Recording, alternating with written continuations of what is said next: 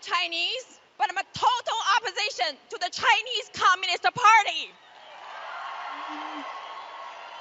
I was born and grew up in communist China. About 20 years ago, I fled the Tiananmen Square and came to the United States of America as a student. I got my master's degree, and I started working for corporate America and the U.S. federal government. Life is good in America, but having a good life does not make me feel safe anymore, because I fear the country that I love is becoming the country that I fled. In a free capitalist society, the Chinese Communist Party has bought out America's most valuable asset, from Wall Street to Main Street, from Hollywood to NBA, from Silicon Valley to North Dakota's farmland, from mainstream media to social media, and even worse, Elon Musk's $44 billion takeover of Twitter is financed by the CCP money. The CCP's enemy number one, Mr. Miles Guo, had his personal account permanently suspended by Twitter a few years ago. The Chinese dissidents had already been canceled out by CCP in China. We had never imagined being canceled here in the United States of America.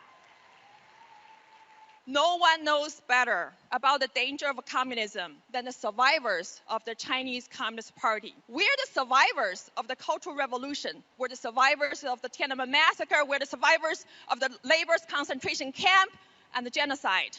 And we know that the only thing worse than the CCP in China is a CCP in America.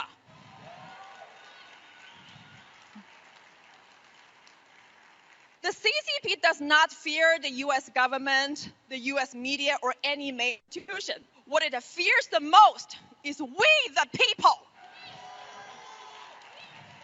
The deplorables, the Chinese dissidents who are putting their lives on the line, fighting for freedom every day. America is one nation under God, and the CCP might have owned Wall Street, NBA, Hollywood, but the last thing we should allow the CCP to own is America's courthouses, America's justice system, and America's rule of law. I believe in the U.S. Constitution, but can the U.S. Constitution save America from communism? Let's heed the warning by John Adams, your founding father. Our Constitution is only made for moral and religious people. It's wholly inadequate to government of any other.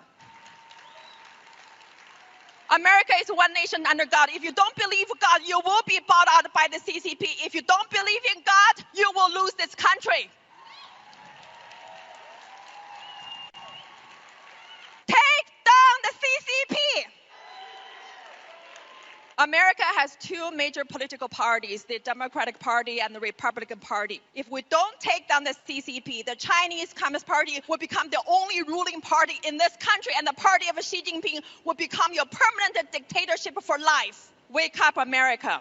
From the Tiananmen Square in China to the Freedom Square in America, it's been a long journey for me to be here. It's a journey to freedom, but that's not the end of it. It is just the beginning. I joined the Chinese whistleblower movement and became a member of the new federal state of China, founded by CCP's enemy number one, Mr. Miles Guo. You saw him in that brilliant video. He's the most persecuted Chinese dissident in America by America's mainstream media.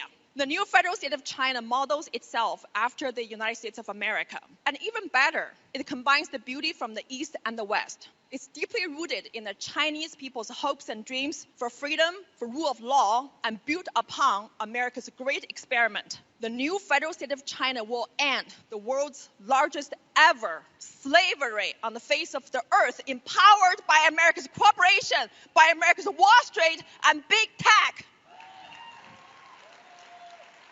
So to me, America first means we must take down the CCP first in America, and America's greatness only begins again when the CCP ends here. America will not be free until we end the Chinese slavery, empowered and enabled by America's corporation, Wall Street, and big tech. So join us. Let's take down the Chinese Communist Party.